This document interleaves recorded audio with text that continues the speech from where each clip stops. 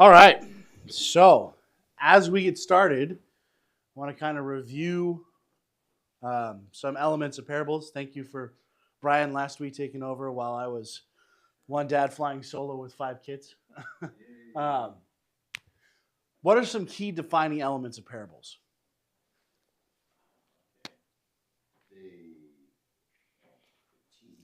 Yep, they're didactic. Yep. They're meant to teach something. Okay. What else? Well, I think of it as parallel ideas, a story and then a parable. Sort of, yeah. Parable means to cast alongside. Mm-hmm. So Yeah. you could To explain.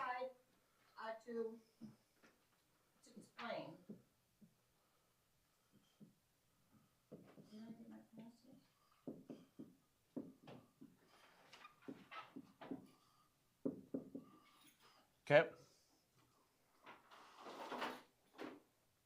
What else? But it's very particular about who he's talking to people. He's directing what he's saying to people, Right. particular people. So total audience in mind. Big time. Okay, what else? And like I think you said the last time, when he said, it's given to you to understand, but not them. And it's like, huh? Why would Jesus restrict what he's giving to certain people and not to others? Right. So, yeah. Hidden meaning.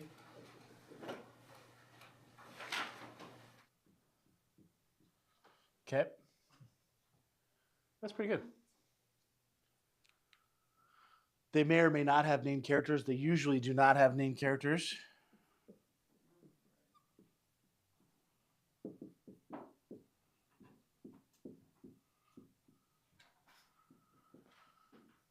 And what's the purpose of that?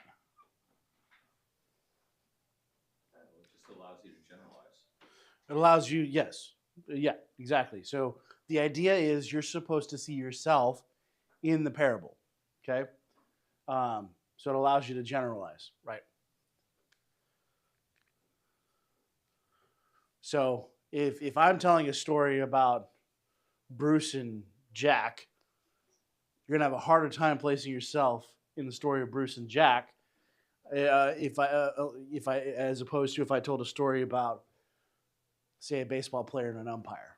Okay, you might be able to put yourself more in the story because it's generalized. Okay, so yeah, that's those are some good observations. All right. So this morning we're going to be talking about the parables of the talents. It's found in Matthew 25. We're going to be looking at verses 14 through 30. This is one Jesus tells later, and our audience is going to be important, as it is with all these parables. Our audience is important. You won't find the audience, though, in chapter 25.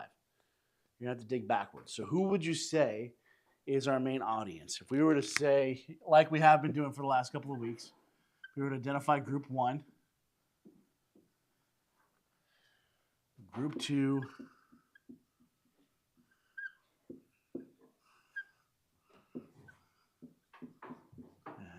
three, and group 4. Who is Jesus talking to? Because that's going to be our group 1. You're going to have to flip back, I think, to the beginning of chapter 24 to figure out who he's talking to. If memory serves correctly. He was sitting on the Mount of Olives, and his disciples were gathered around him. His disciples. Okay, is there anybody else that you can see? The ESV says he went away privately with his disciples. Okay, so we don't have sinners and tax collectors. We don't have Pharisees and scribes and lawyers. All we have are the disciples. Okay? So in group 1, we have disciples. Okay? Actually, there's probably a 5th group in here somewhere that we could throw in there. But disciples are the first group. All right? They're the audience for this particular parable. All right? And that's going to be important for how we treat the parable as we read it. Okay? So let's start in verse 14. We're going to read verse 14 through 18 to kind of set the stage for this parable that he's about to tell. For it is, meaning the kingdom, that's what Jesus is telling these parables about. It is the kingdom. For it is just like a man about to go on a journey, who called his own slaves and entrusted his possessions to them. To one he gave 5 talents, to another 2, and to another 1, each according to his own ability. And he went on his journey. Immediately the one who had received the 5 talents went and traded with them, and he gained 5 more. In the same manner, the one who had received 2 talents gained 2 more. But he who had received the 1 talent went away and dug a hole in the ground to hide his master's money. All right. So anybody remember what a talent is? Okay. A talent is equivalent to about 6,000 denarii, which would have been the daily wage. A denarius, 1, would have been the daily wage for a soldier and a skilled laborer. Okay, so about a denarii a day. So when the man is given 5,000 talents, he's given the equivalent of 15 years' wages. That's a lot of money. Okay. So that's kind of what we're looking at in terms of money here. So these men, the one of the servants is given 5,000 or 5. One is given 2. One is given 1. So do we have further groups we can kind of refine here? Who's in group 2? No, the audience, the principal audience here is the disciples. There's nobody else around. So we have our group, our control group. Who's in group 2, 3, and 4? Okay, so which slaves specifically? So in group 2, I would say we have the 5 denarii, or the 5 D slave. Okay, he's in one group. We have, 5T, 5 talent slave. We have the 2 talent slave, and we have the 1 talent slave. Okay, those are our groups. And they're each going to get something distinct. All right, but each of these groups parallel who? Disciples. Okay, so they're each in a different category. So, greatest responsibility, greater responsibility, least responsibility. Okay, what we're getting at here. All right. So what did the 5 talent slave, what did he do? Invested,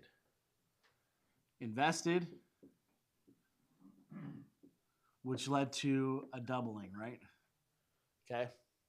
What did 2 talent slave do? Invested and doubled. Okay, what did the 1 talent slave do? Buried it.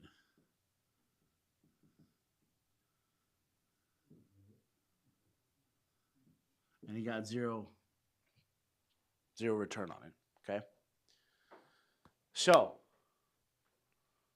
what is the investment here, and what's it parallel to over here?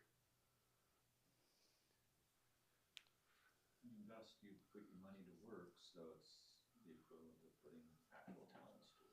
So labor, yeah. So this could be responsibility, we might say.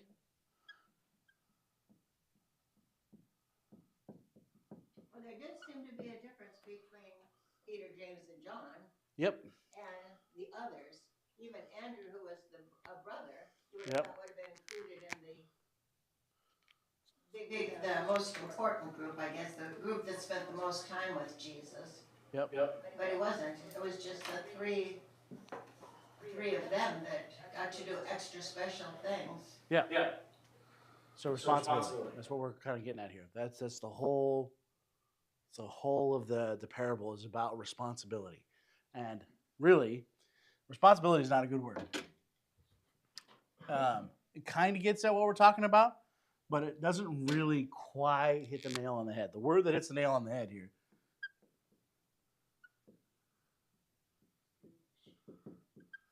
Stewardship of time, teaching, resources, stuff like that. Stewardship is really what we're getting at here. The owner, okay, that's what I'm saying. There could be group 5, right? Who's in group 5? Owner, yep. Who would be analogous to maybe God or Jesus, right? All right. So the owner gives each of these slaves stewardship of a certain amount of money. And what they're made to do is the owner is expecting a return on this money. Okay? But he doesn't give instructions. He doesn't give instructions on what to do. But, again, that's stewardship. What do you do with what has been given to you? Obviously, the master is not just giving you this money or the stuff that you're stewarding just to sit there. We're going to see that. All right. So, each according to his own principle, or each according to his own ability. Again, this is a biblical principle.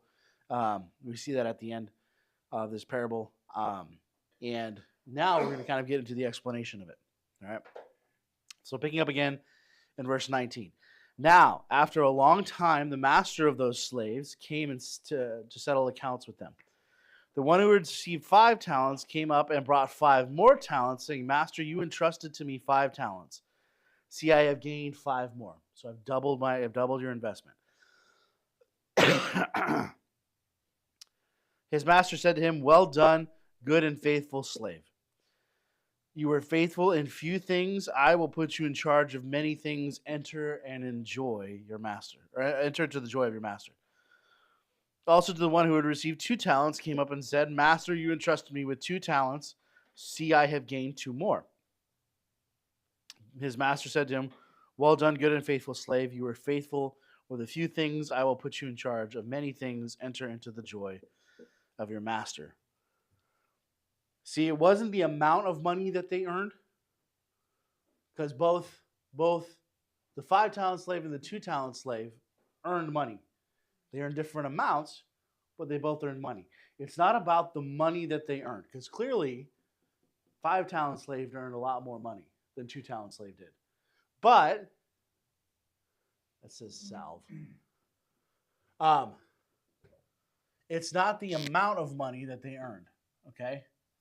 It's the stewardship of the money that they had. Okay? It's how they took care of what they were given. All right? That's what's important here. Good stewardship, not the amount, was the issue. Enter into the joy of your master. This phrase is an often repeated idiom for entering the kingdom. Service for Christ is service for the family of God. The joy is health and growth of the fellowship. Okay, that's what he's getting at here. All right, so we even see Jesus talking about stewardship, and this is the key. All right, we don't have tax collectors, we don't have sinners as a foil for anything. What we have is Jesus comparing and contrasting how these different slaves, who are analogous to the disciples, are treating what they have been given. Remember, disciples were to be learners, and they were to be followers, imitators. So when Paul says, imitate me as I imitate Christ, or be imitators of Christ, little children, that's what he's getting at is this. And to those who imitate more, they're given more responsibility. See what I'm saying? So it's the stewardship of what you have. To whom much is given, much is required is going to be the pinnacle of this particular parable. Now let's take a look at how this 1 talent slave did. And the one who had received the 1 talent came up to his master and said, Master, I knew you to be a hard man, reaping where you did not sow, and gathering where you scattered no seed, and I was afraid, and went away and hid your talent in the ground. See, you have what is yours. So this servant's characterization does not accurately describe God, who is the owner in this particular parable. Just because this slave over here, the 1 talent slave, sees the owner like that, does not mean the owner is actually like that. Okay? Does that make sense? The slave is trying to make an excuse as to why he did not double the investment or even gain interest on the investment, which we're going to see the master say here in a second. He has a misunderstanding of the master. Okay? And that's key here. So God is not actually like that. The owner was not actually like that. In fact, even if, say, they hadn't doubled the investment, maybe they lost money. At least they did something with what they had. This guy didn't even try to do anything with the money because he had a misunderstanding of who his master is. All right. Let's pick it back up in verse 26. But the master answered and said to him, You wicked and lazy slave, you knew that I reap where I do not sow and gathered where I scattered no seed. He's not admitting that this characterization is true. He is saying, based on your understanding of who I am, you should have done more. Right? Then you have ought to put my money in the bank, and on my arrival I would have received my money back with interest. Therefore take the talent away from him and give him to the one who has 10 talents. Okay? It was illegal for Jews to charge one another interest. So he said, if you understand me to be a man who reaps where I did not sow, who gathers where I did not lay seed, then at least you should have lent my money to the bank so the Gentiles could have borrowed against it, and I could have earned money off of their interest to reap where I did not sow, right? Huh? Was that? Oh. So this slave doesn't get anything. What does the 5-talent slave get? Well, he gets to enter in, right? Right, but he gets to enter in. That's the big thing. His reward is to enter in. Yes, he does get the additional talent. So, plus 1 T. Okay. What does 2T slave get? He gets to enter in. All right. What do you think is going to happen to 1T slave? 1 talent slave. Nothing. He doesn't enter in. He's going to get cast out. All right, let's keep reading.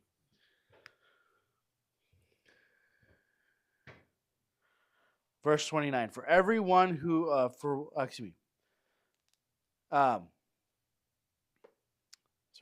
For to everyone who has more shall more be given.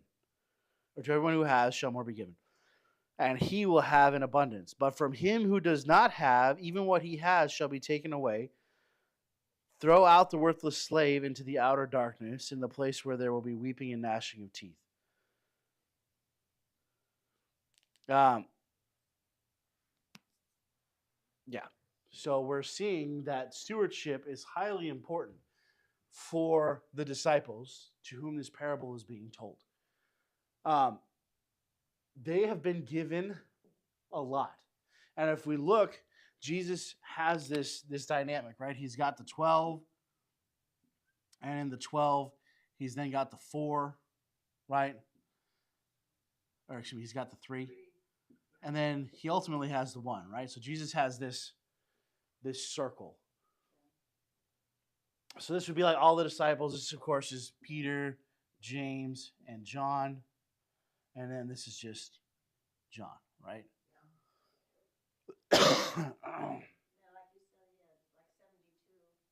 And then he had the 72, right? But his core disciples are the ones who are being given this teaching.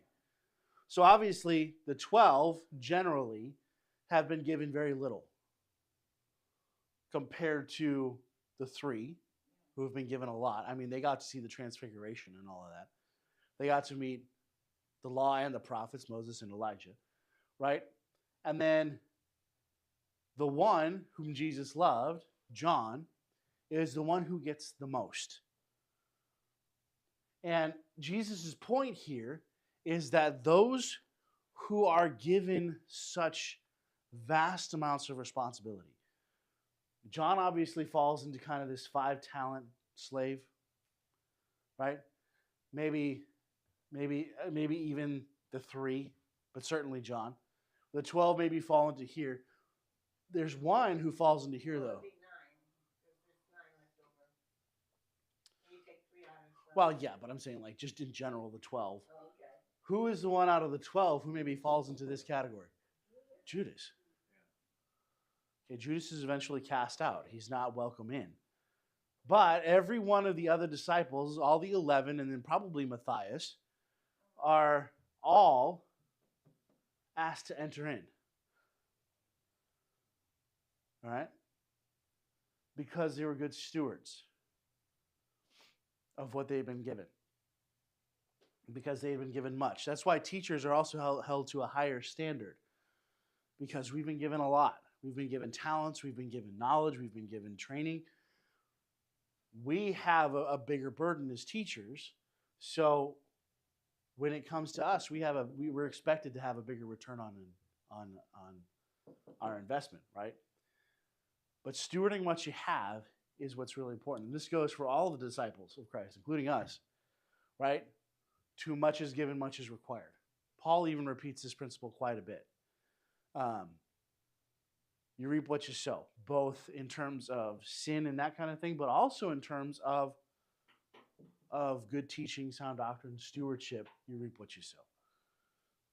Paul says you reap toward those things which are good, you will reap that which is good. But if you reap toward evil, you will reap the whirlwind, right? That's kind of what Paul gets at. But again, that's stewardship.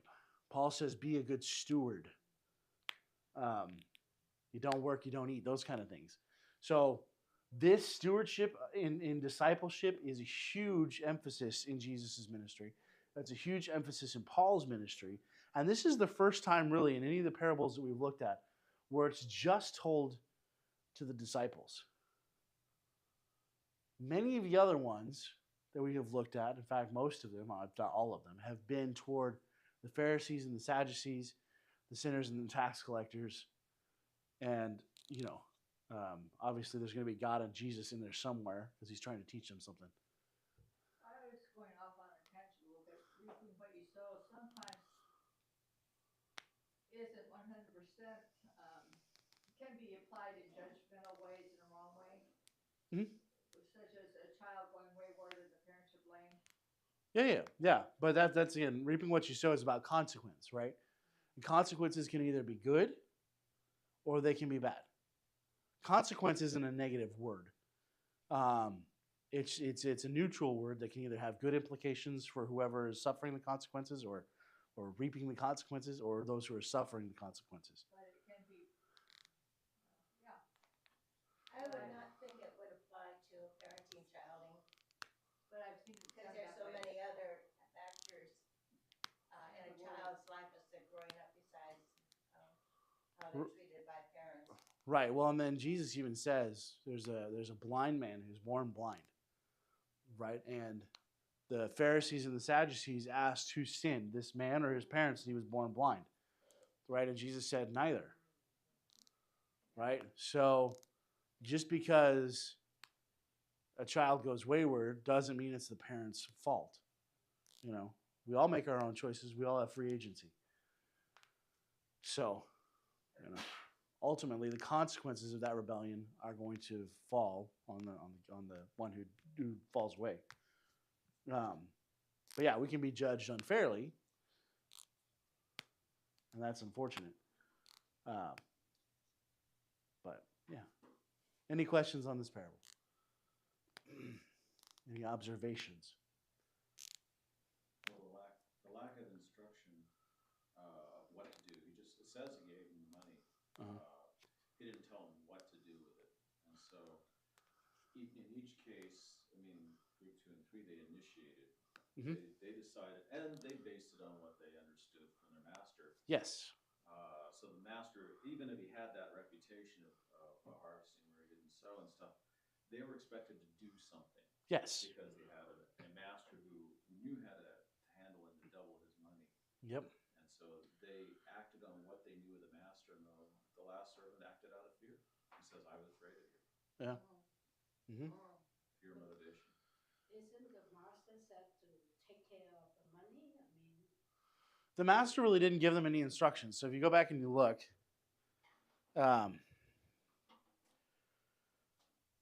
starting in verse 14, for it is just like a man who is about to go away on a journey. He calls his slaves and entrusted his possessions to them.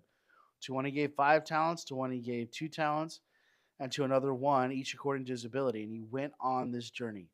So he didn't give them any instructions what to do with the money, but it seems that at least the 5 talent slave and the 2nd talent slave knew exactly what they were supposed to do. Because it says immediately, like he leaves and immediately they go to work. 1 talent slave is reacting out of maybe a misconception of who his master is, right? Because even the master says, if you knew me to be a man that was harsh, right, you would have at least put my money in the bank, right? But it doesn't seem like these two knew. I mean, the fact that they doubled their money is great, but they could have just as equally lost it. Yet they went out and they still invested the money. So, there you go.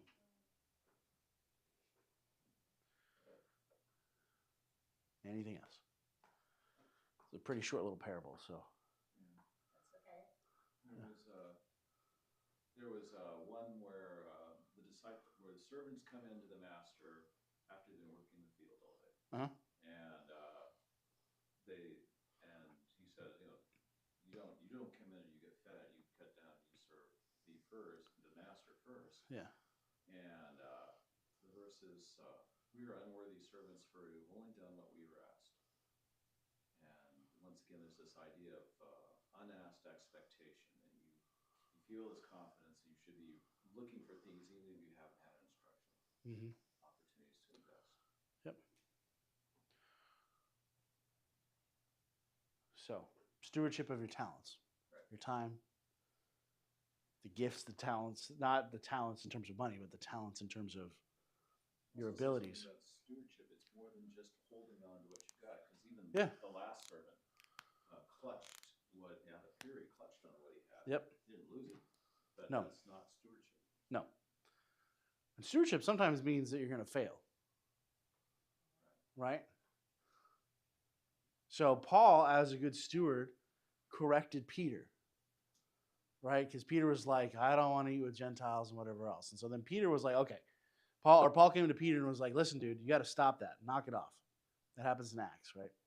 And then in Galatians, we find that Peter reverts back to, under pressure, not eating with Gentiles. Now, Paul goes back to Peter and says, listen, I told you, I gave you the information. I told you what was supposed to be happening, and you're not doing it.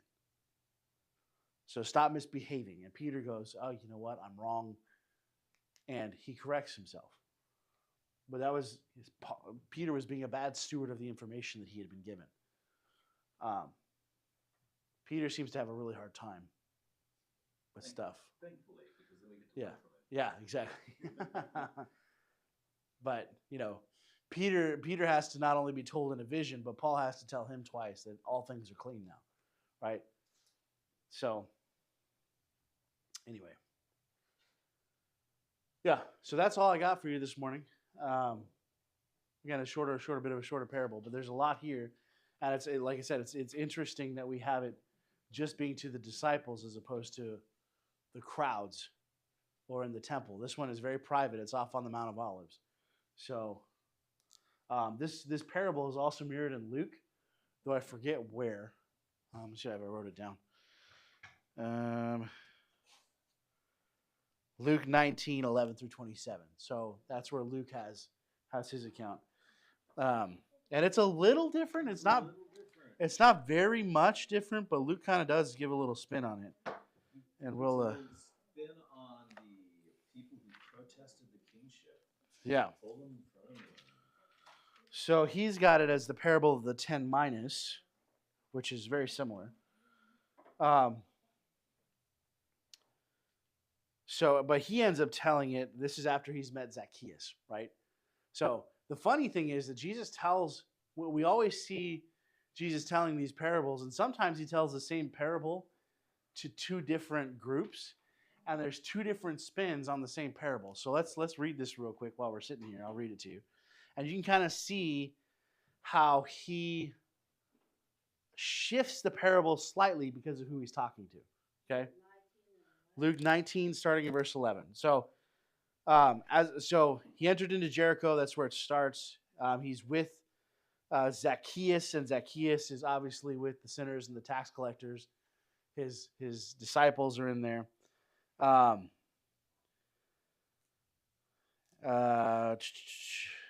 Zacchaeus stood up and said, "Behold, the Lord." So Zacchaeus is there with all of his friends. And then this is where it starts. As they heard these things, i.e. the things that Zacchaeus has said and now the things that Jesus has said in response to Zacchaeus, he proceeded to tell them a parable because he was near to Jerusalem and because they had supposed that the kingdom of God was to appear immediately. He said, "Therefore, a nobleman went into a faraway country to receive himself a kingdom and then return. Calling 10 of his servants together, he gave them 10 minas and said to them, 'Engage in business until I come.' But his citizens hated him and sent a delegation after him, saying, 'We do not want to have this man reign over us.'